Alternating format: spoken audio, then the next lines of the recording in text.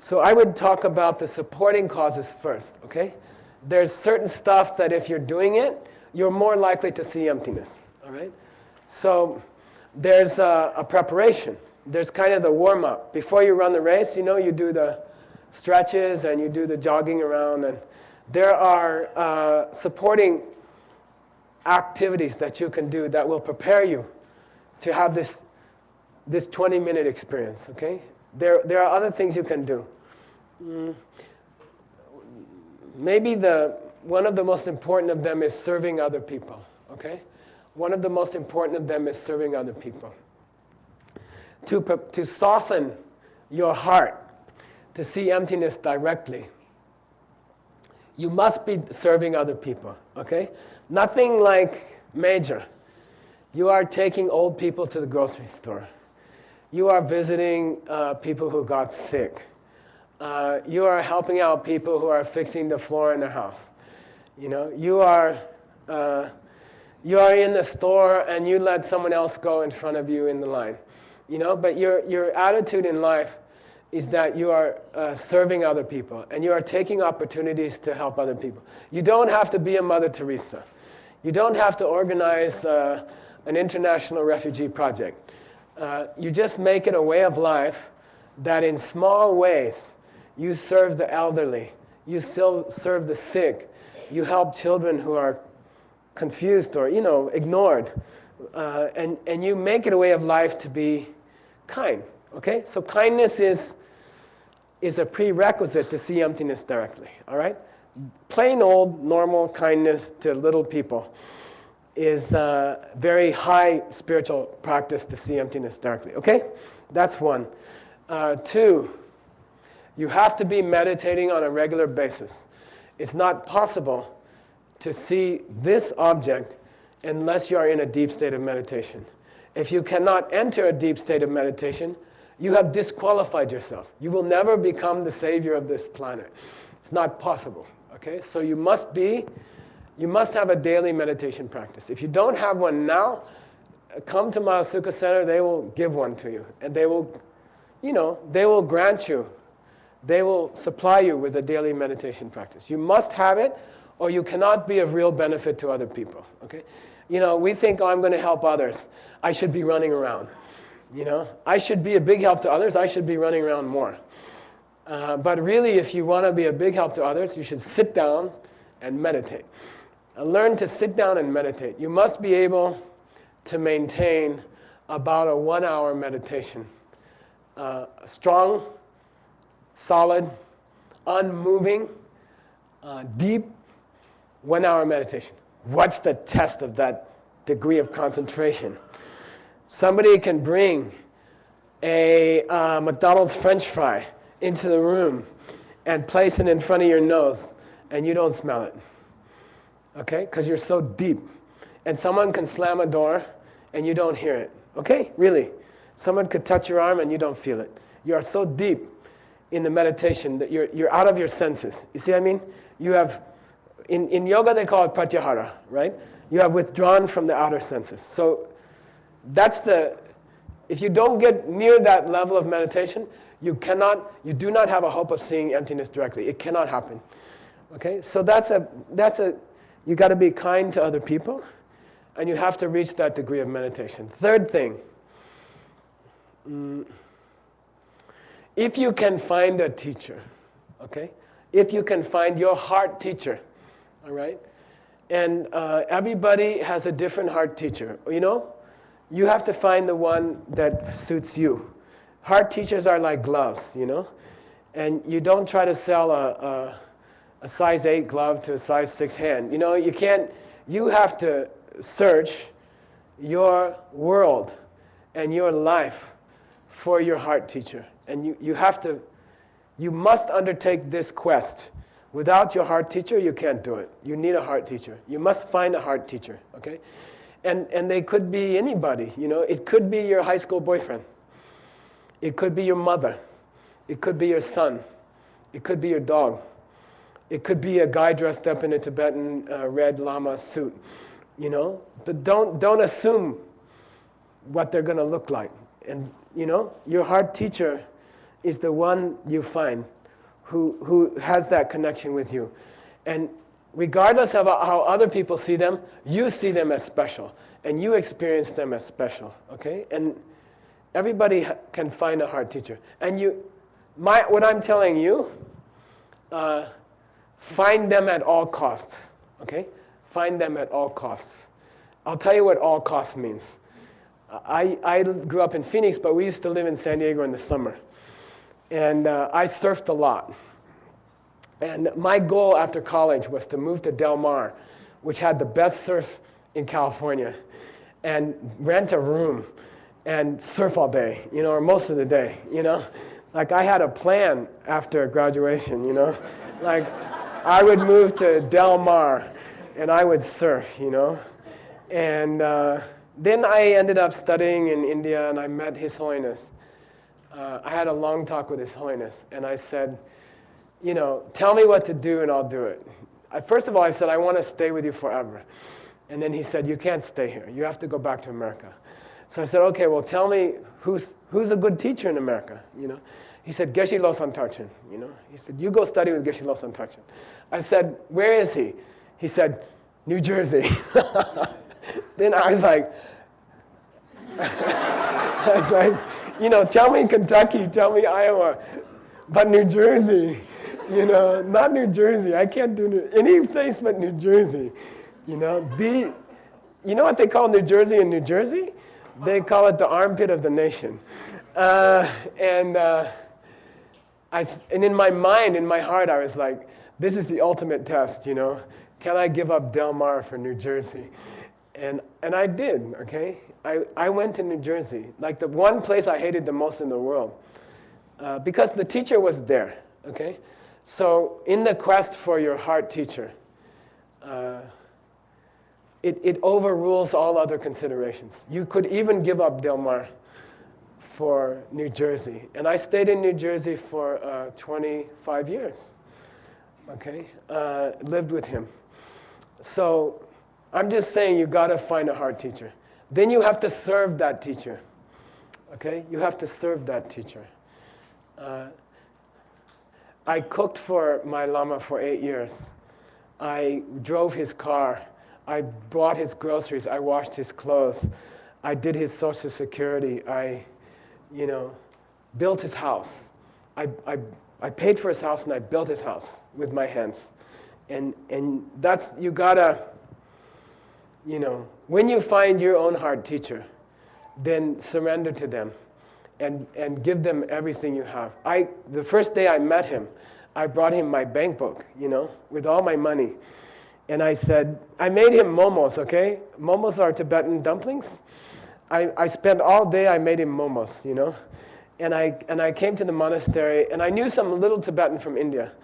So I came to the monastery, I said, Nga Sangye Go, And then I said, here are momos for you, master. Please accept me as a student.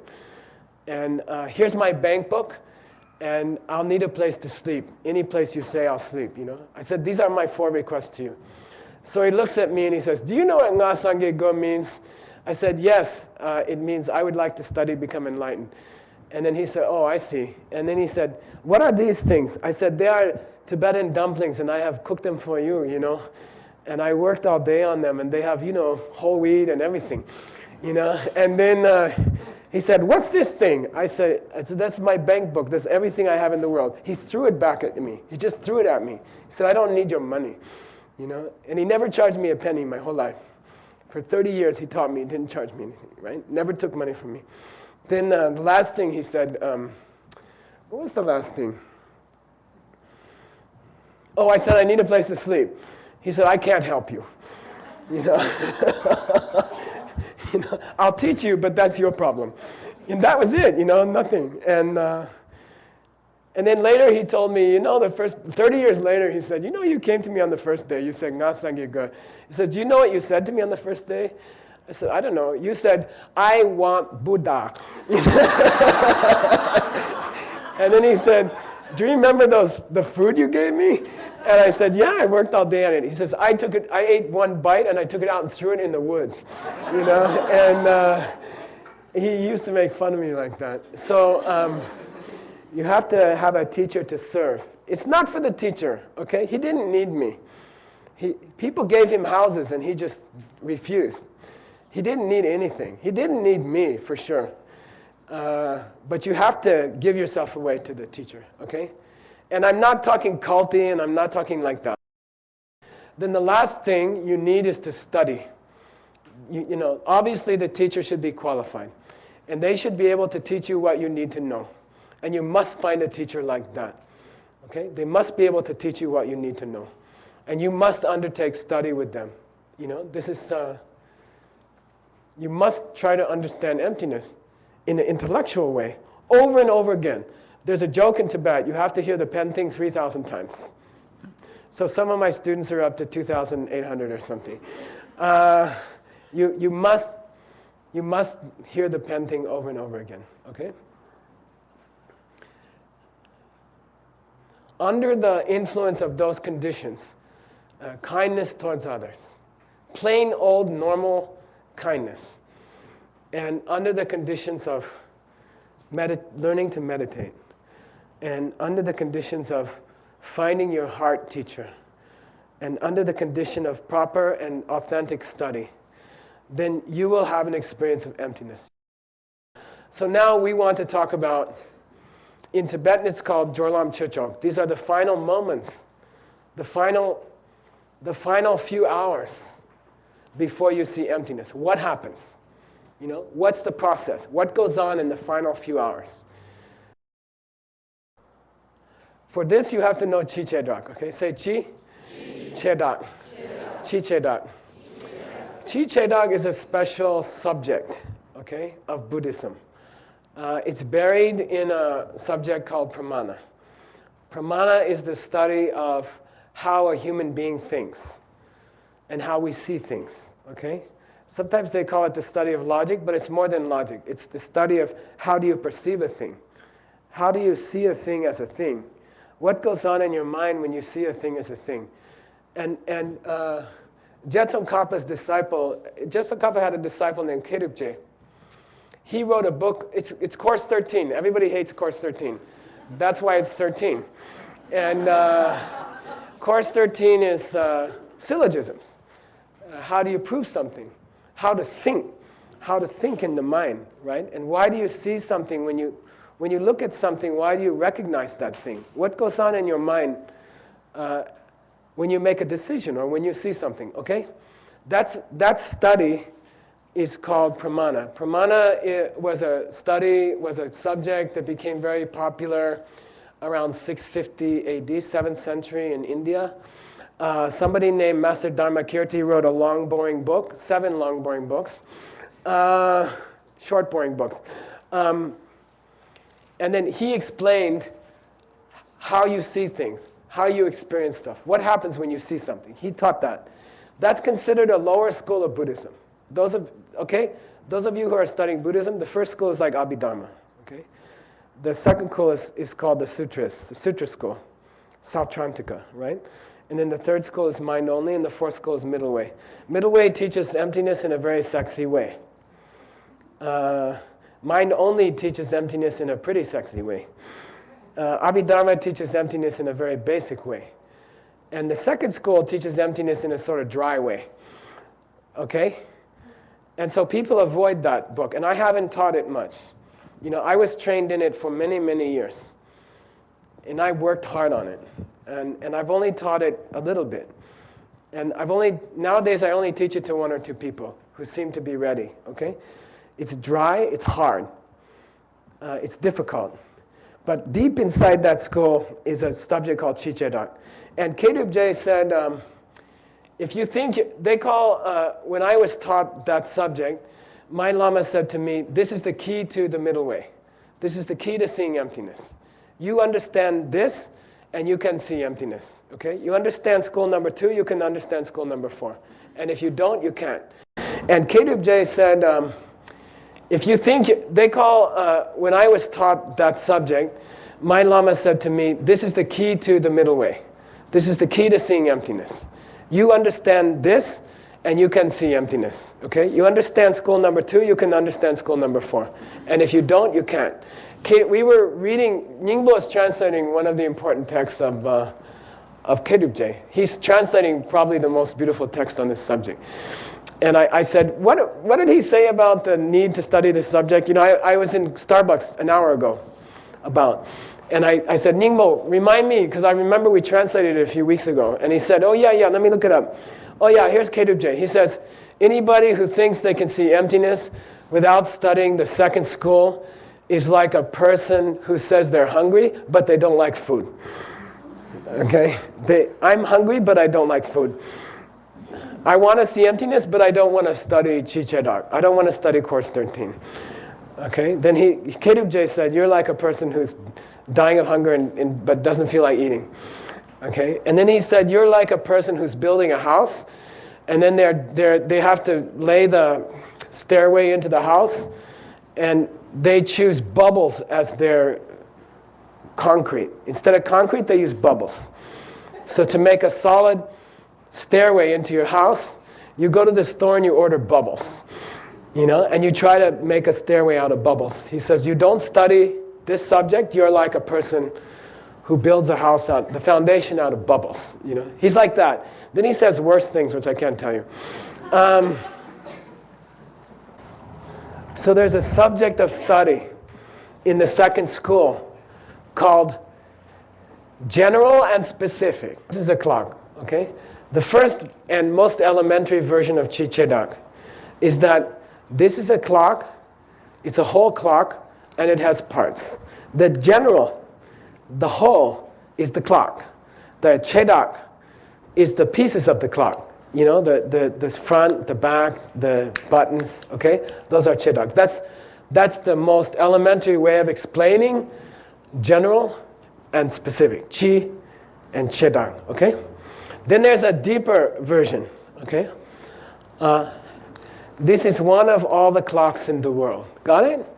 So if you had a big enough basket and you traveled from continent to continent and you collected all the clocks in the world and you had that big basket with all the clocks in the world and you threw this one in, this would be Che Dak, this would be one clock among all the clocks in the world. And that's a higher level of Chi Che Dak, okay? That's a different level of Chi Che Dak. Got it? We're not talking about those two, okay? Those have nothing to do with what we want to talk about, okay? We're going to talk about the highest meaning of Chi Che Dak. And now you got to hang in there, okay? Now you got to really struggle. And I have to struggle because it's difficult to express these ideas in language. So now think of this as clock, okay? Clock. I just say clock, okay? Look at this thing, and I say clock, okay? Clock. I didn't say a clock, and I didn't say the clock. I just said clock, okay? Think clock, okay? Think of clock. Is this clock? Be careful. Is this clock? Clock. In English, we use quotation marks. Is this clock? Yes. Sure? I didn't say, is it a clock? Or the clock. I said, is it clock? It's not clock. Okay? It's not clock. When I put quotation marks around it, I'm referring to the word clock. In one sense. Okay, got that? The word clock. Is this the word clock? Is this clock? You see? That sound. Is it the sound clock? Okay? It's not the word clock, right? It's not clock, right? Is it the idea clock? Is it the idea clock? The thing in my hand, is it the idea clock? You can't hold an idea in your hand. Okay? Ideas are ineffable. They are things within your mind.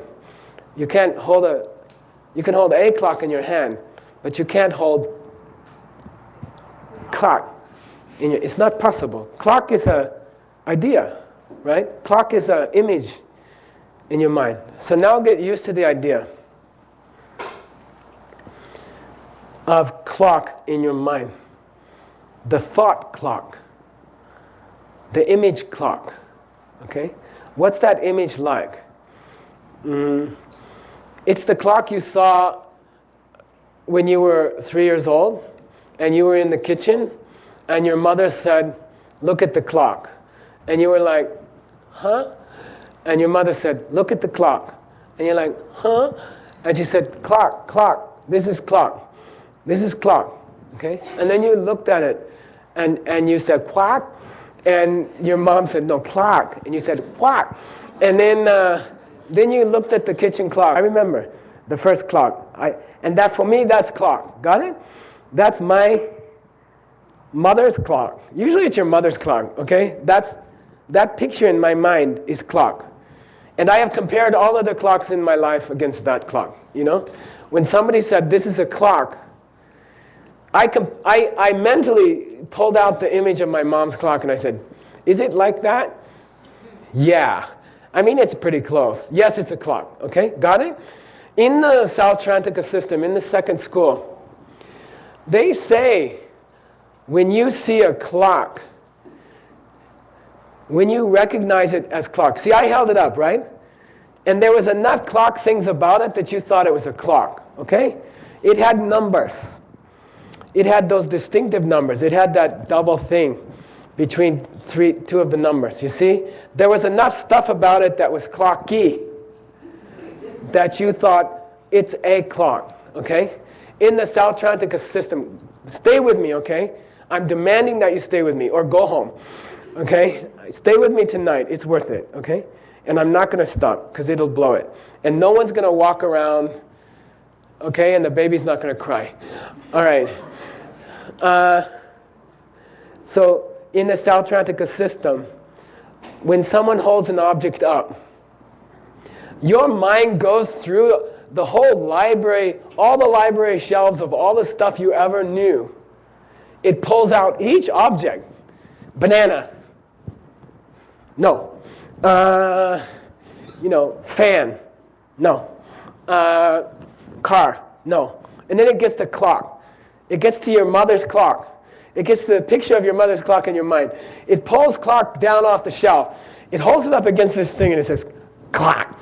That's it. Okay? Clock mayembale lokpa. Say clock. Mayembale lokpa. Clock. Serna. Clock. Mayembale lokpa. A clock is defined as the opposite of all which is not the clock. Okay? A clock is defined as the opposite of all which is not clock. Okay? So when you want to recognize what an object is, in this school, your mind does this incredibly fast thing, right? It pulls down all the books in the library one by one until it gets the clock. And then it compares it. It eliminates all the other possibilities. Not a banana, not a car, not a fan, not my next door neighbor. Oh, clock. It's a clock because it eliminates everything else first. And you come to clock. Get it? Within a millisecond. Okay? Like it's supposed to be incredibly fast. Your mind does that. That clock that you pulled down out of your mind, what's it look like? What's it made of? Your mom's clock that you pulled down out of your mental library, what's it made of? Memory. It's a mental image. It's an image in the mind, right? It's a picture in the mind, okay? Can we say that's clock? Think carefully. If you care about Nagarjuna's text, that's what he calls nature, okay? And then you can figure out the rest yourself. Is that mental picture clock? Or is it a clock? I don't mean the one that was on your mother's wall. I mean the image in your mind. The perfect little, perfect original clock. Is that clock? To you. Let's say to you. It is clock to you. It is clock to you. Okay? All right? You have an image in your mind of the grandmother of all clocks for you. And you pull that image down and your mind, and you compare it to this. It has a brightness. Okay? Selshing rikpa shepetseni. It has a kind of brightness about it. It's like light. Deep inside of your mind, it's a perfect little image in your mind. It's a bright little picture that you store in your mind. And whenever you see some object that might be a clock, you compare it to that and you say it's close enough.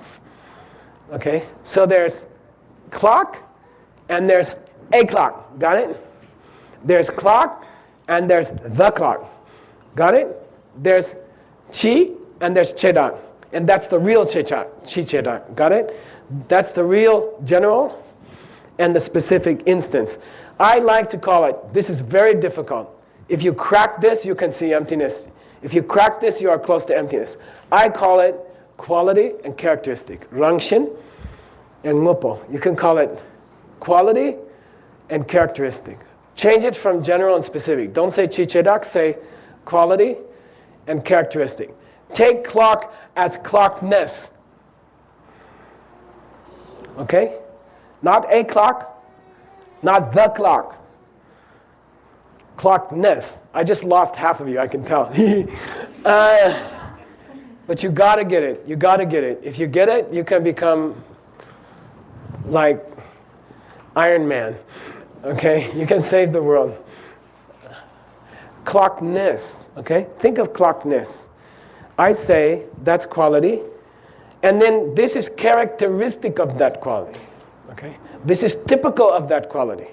This is a manifestation of that quality. Okay? There's a big universal, what did Jung call it? Archetype. There's an archetype clock. There is the original clock. There's the picture of a clock. You can call it clockness. Okay? There's a big clock in your mind. Perfect clock. Perfect clock. Perfect picture of a clock. Okay? The perfect clock. The model of all clocks. The archetype of all clocks. That's in your mind. It's just a brightness in your mind. It's a small energy in your mind. It's a mental image in your mind. Okay? It has no... It's not concrete. It's a picture in your mind. Okay? That's clockness. This thing has it. Okay? This object has that. This object has clockness. This thing is typical of clockness. This is a clock. This is the clock. And that's clock or clockness. You can say clock and use your fingers, or you can say clock, or you can say clockness. Okay? That's a mental image. Okay? That's a perfect picture of a clock. How big is it? No, physically, I don't know, psychokinetically, your experience is about this big. Seriously, if you go deep, deep, deep into meditation and you try to find clock in your mental library and you finally manage to pull it out artificially in a meditation, it'll be about this big. Where is it in your head? Back here. Okay, I'm not kidding. I mean, it's not really there, right? And it's not really have any size. But kinetically, you feel it. You will experience it as a little picture in the back of your mind. Okay? You will, the day that you catch yourself seeing clock, you'll catch it in the back of your head, and it'll be about that big. Okay? So that's clock. Got it? Is this clock?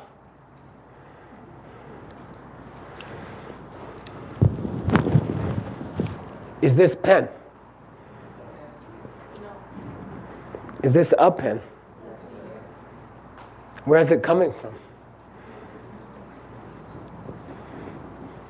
Get it? You have a seed in your mind. It opens into pen. A picture in the back of your head. And you put it on this thing. You lay it on this thing. And then you call this the pen. Is it the pen by itself? He's so good at that. Yeah, it's not the pen by itself. A tiny image rises in your mind. A perfect pen. It's too good. Okay? Remember what I say. Remember what I just said. It's too good to be true. It's too perfect, okay? For example, it has a back on it, okay? The pen that you put on this thing has a back on it. You feel that there's a back to the... I'm holding it up. Is there a back to this pen? How do you know that? Why do you think that? I haven't turned it around yet. Why do you assume it has a back? Why do you think you know what the back looks like? You see? It's because, catch this, okay? Now's the crux of the whole night. It's 9:14 on August 20-something at the Mahasukha Center. And you heard these words, okay?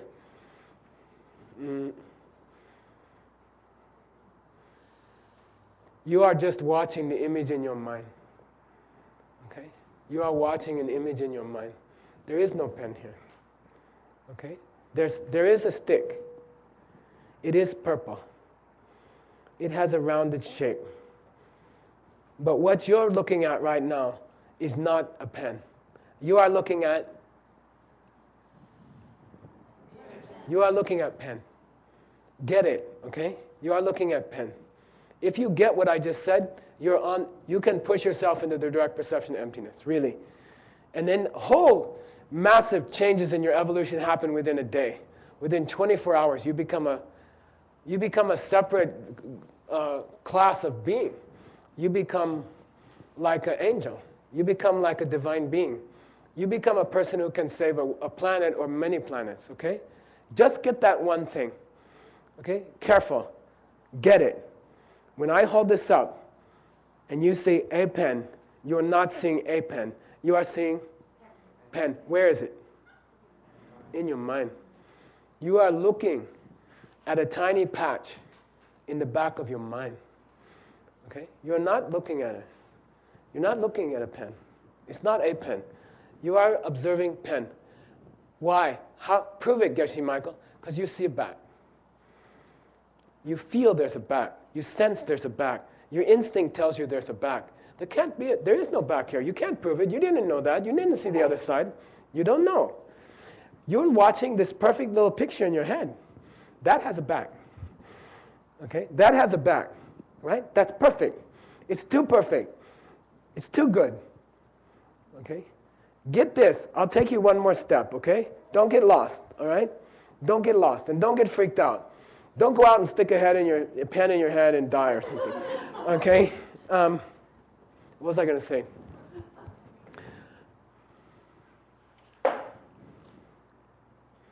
You can't be seeing a pen. It's not possible. What you think is going on cannot be going on. Why? To see the whole pen, you would have to look at the top, and then you would have to look at the bottom. Got it? You would have to. You can't confirm that it's a pen. Is this a pen? No, you look at you're just looking at the top, right? You're just looking at the top. Can you see the pen? Can you see the whole pen without looking at the top? Can you see the whole pen without looking at the top? Can you see the whole pen without looking at the bottom? When you concentrate on the top, can you see the bottom? But you think you do. Can you just see the whole pen? No, because if you don't look at the top and you don't look at the bottom, you can't tell if it's a whole pen. Can you see the whole pen? No, you have to look at the top, and then you have to look at the bottom, and then you say there's a whole pen there, okay? But by the time you get to the bottom, you don't know if there's still a top there. But in your mind, you think there is. You say, Geshe, it's a whole pen. Geshe, it's a whole pen. That's a proof. That's a tiny little proof. You ain't looking at a pen. You're looking at a tiny image in your own mind. Okay? You are looking at a tiny image in your own mind. Okay? Now, immediately we have to pull you back from the precipice. Okay? We have to pull you back from the edge of the stage. Okay? Don't think you're living in your head. That don't help anything. Okay? Don't get confused. Don't go to the nut house from here. And they say, why are you here? And they say, Geshe gave this teaching, and now I realize all the people I ever met are just in my own head. And I'm just living in my own head. Even all the pens are in my own head. Don't think like that. That's wrong. Okay? That's not the point. That's not the point. Don't ever think like that. There are other... Gyushen Drupa is one of the books that Chandrakirti wrote, Dharmakirti, to prove that... He proved that other people are real. Okay? He wrote a book to prove that other people are real. Because he didn't want people freaking out. He didn't want people saying, oh my God, Lauren Benjamin is just a little image in my mind. You know, it's so lonely.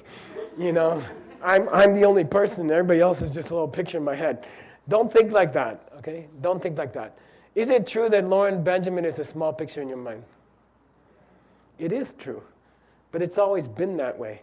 Can you interact with an independent being called Lauren Benjamin who's in your mind? Can you be her friend?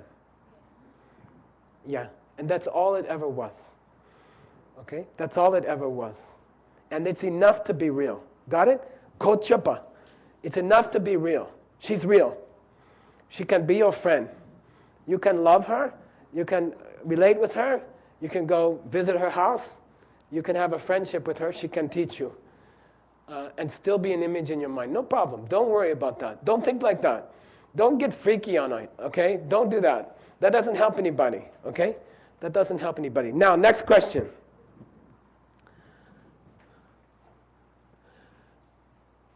Let's go back to clock.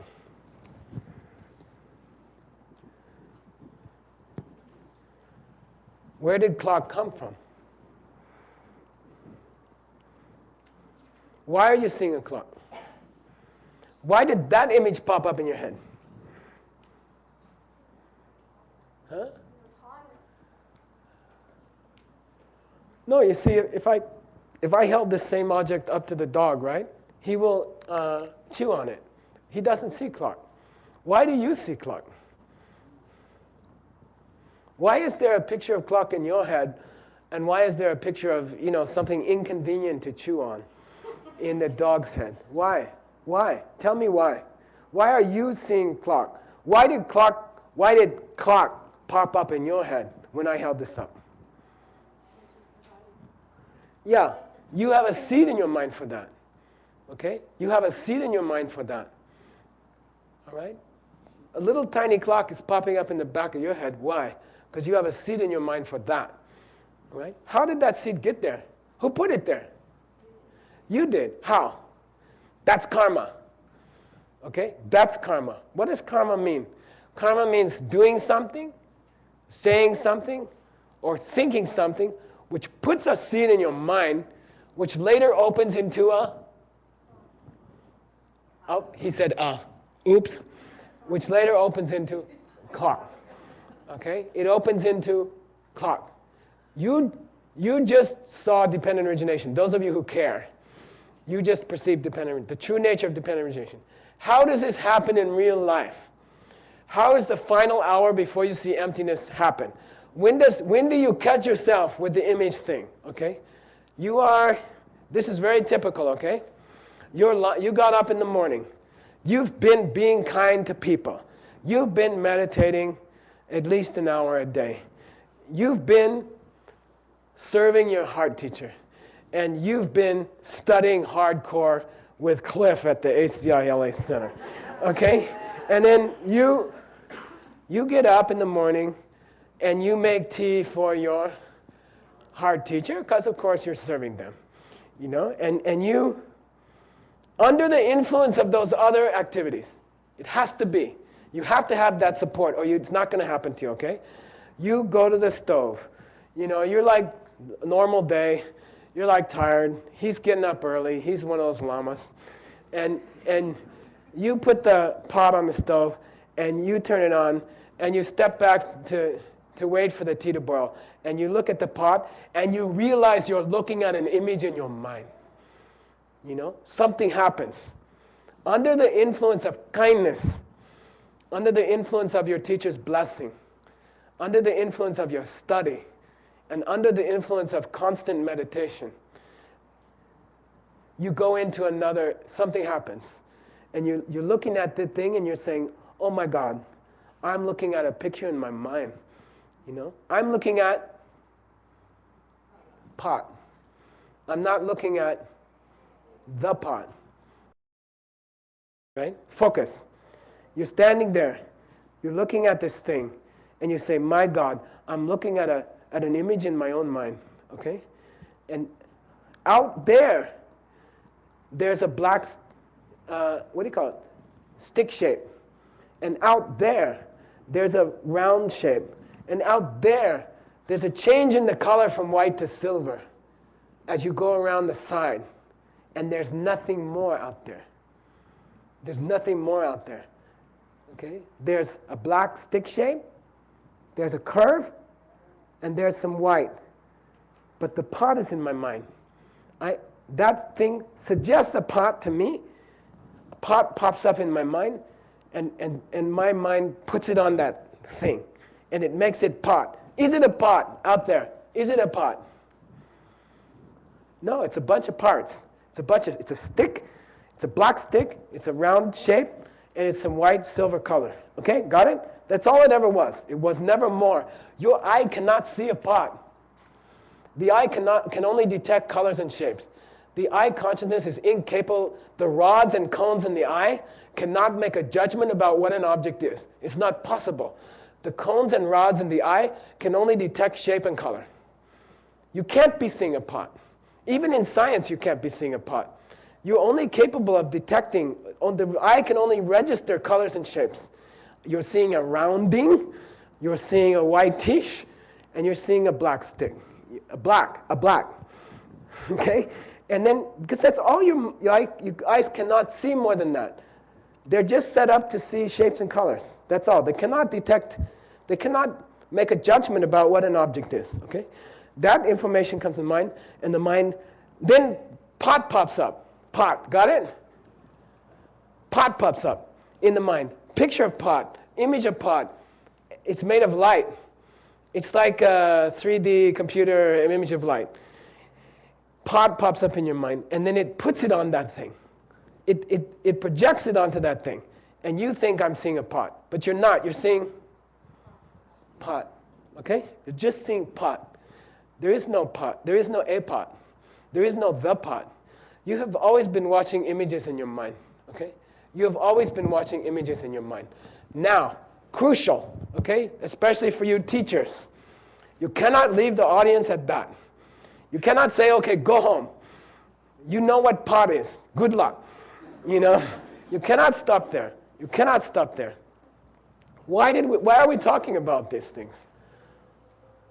How did I start tonight? What was the first thing I talked about? The plane. The plane that was going down, you know? And the plane is going down for everybody. Everybody's dying. In this room, everybody's dying, you know? I have a joke with my old boss. She was a very rich lady in the diamond company. She used to take me on her trips to Tokyo. Why? So I could carry the luggage. I'm the vice president of the company. I'm making 6 figures. And she uses me as her luggage carrier, right? And I have to stand outside the Japanese cosmetics store with her bags while she spends 3 hours inside to get the most expensive cosmetics in the world. And she comes out and she says, how do I look? And in my mind I'm saying, you're 3 goddamn hours older than you were when you walked in.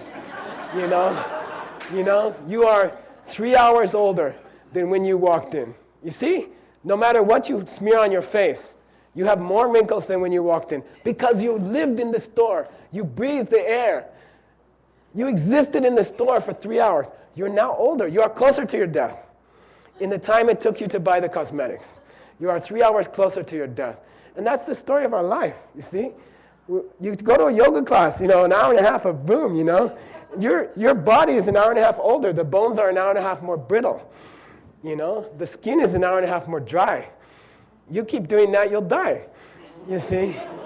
No, and you do. You do. You see? And that's the story of our life, you see? You go to a yoga class, you know, an hour and a half of boom, you know? Your body is an hour and a half older. The bones are an hour and a half more brittle. You know? The skin is an hour and a half more dry. You keep doing that, you'll die. You see? No, and you do. You do. You see? There's always a last yoga class. You see? So we're fighting against that. Why are we talking about pot? Why are we talking about clock? Why are we talking about pen? Because the world is not coming from the outside. The world is coming from the images you plant in your mind. And you can plant whatever world you want. You see? You can plant whatever world you want. You don't need a body that dies. Because it doesn't exist out here. It's an image in your mind. Plant a different image in your mind, and you stop death. You see? Because the pot's not a pot. And the pen's not a pen. And the clock's not a clock. And the arm is not an arm. It's all the same. Okay? If it existed out there, if there was pots, and if there was clocks, and if there was pens, and if they were out there, then shoot yourself. My brother killed himself. He got it, and he shot himself. He said, what's the use? Why should I waste my time? Kill yourself. There's no point. You can't change anything. If a pot is a pot and a pen is, you can't change. Give it up. What, are you just going to get older? Stop it now. He was 20. He said, I'm at my peak. I can surf Hawaii. That's enough. And he shot himself, So, but if it's an image in your mind, if chedak is chi,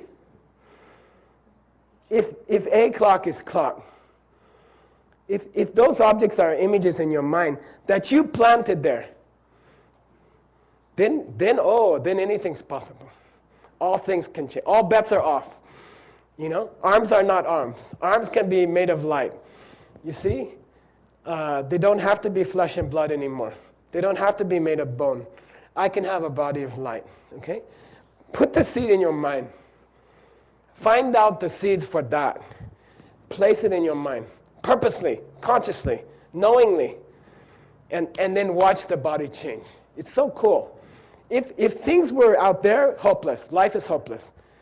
If things are pictures in your mind that are popping up in your mind because of how you treat other people, if the more you take care of others, the better images appear in your mind, then there's hope. Then there's hope, you see? Then you could be the next Jesus in this world. You could be, if you understood those things. If you understood those things, you could teach people how not to die, you see? And that's what seeing emptiness is all about, okay? You finish the tea. You pour it into your lama's cup. You go upstairs. You offer it to them. You turn around. You go to your temple, right? You sit down. You go into the meditation which you've been taught, which you've been doing every day, and something happens, okay? Under the influence of seeing pot and understanding what pot is, something is triggered within the next hour.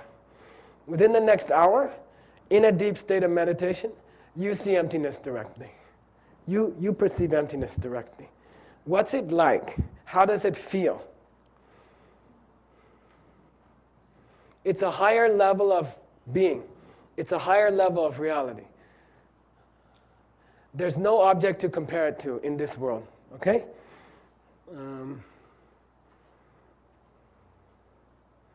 While you're seeing that object, you cannot see any other object at all, which means you can't be aware of yourself. You can't feel the ground. You can't feel the air on your arms. You can't hear anything outside.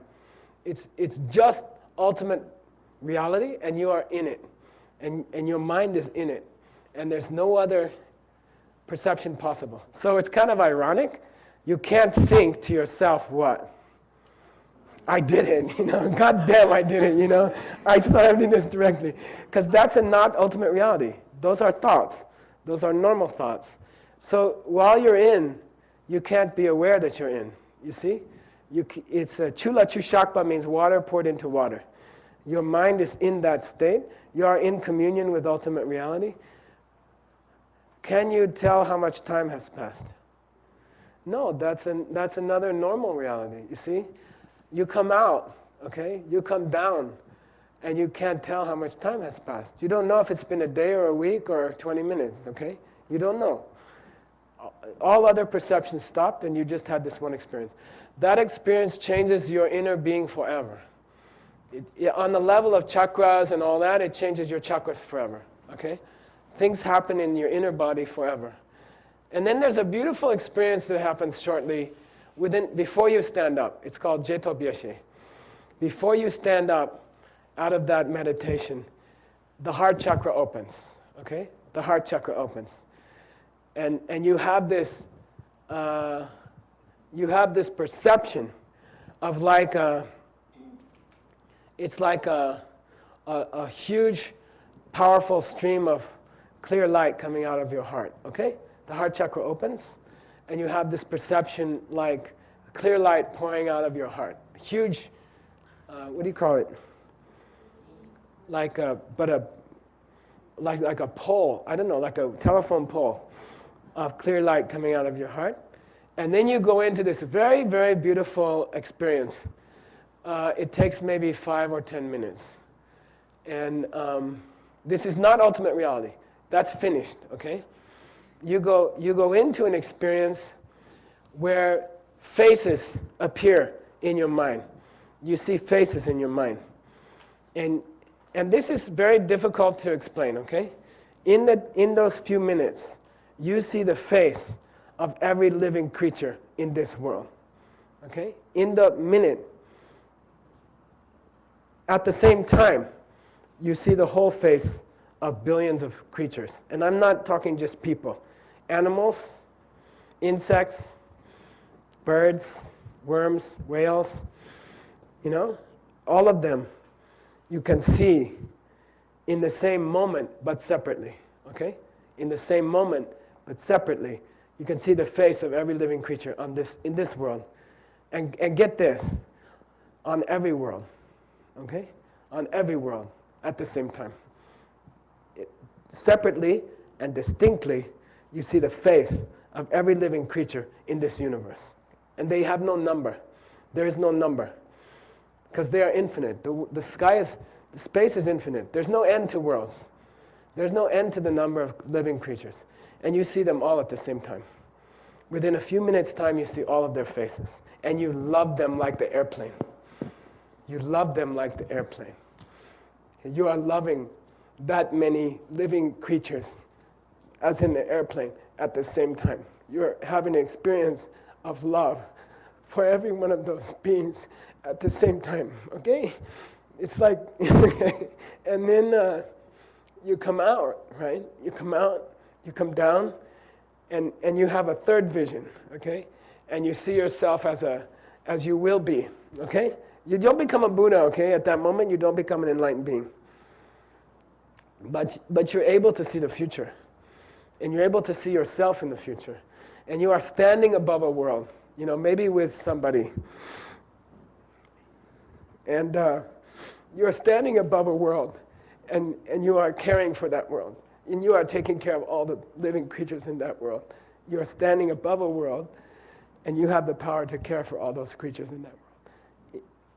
Because of who you are, okay?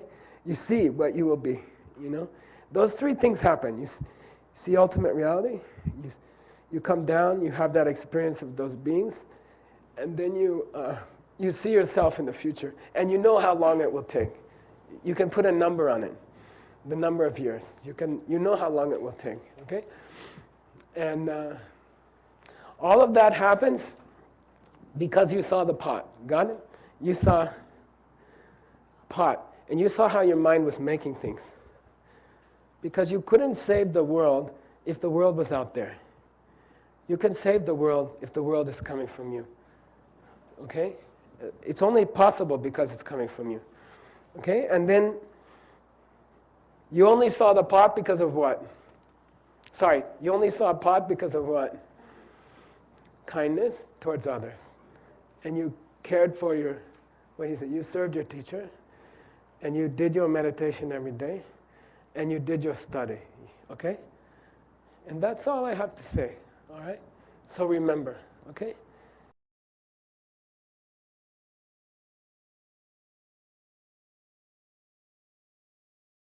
What do you need in your life once that has happened to you? You see? What do you need anymore? Are you going to worry about your rent? Or are you going to worry about what somebody said to you? Or are you going to worry about the traffic? Or what does all that mean to a person who if you've had that experience, what does every other care in the world mean to you anymore? You see? There's no meaning to anything. You know what's going to happen. Then your own life becomes magic. Your whole life becomes indescribable joy the rest of your life. You have no other, what do you need after that? You see? Okay? All right, so we'll spend a few minutes, just sit with it, okay? All right?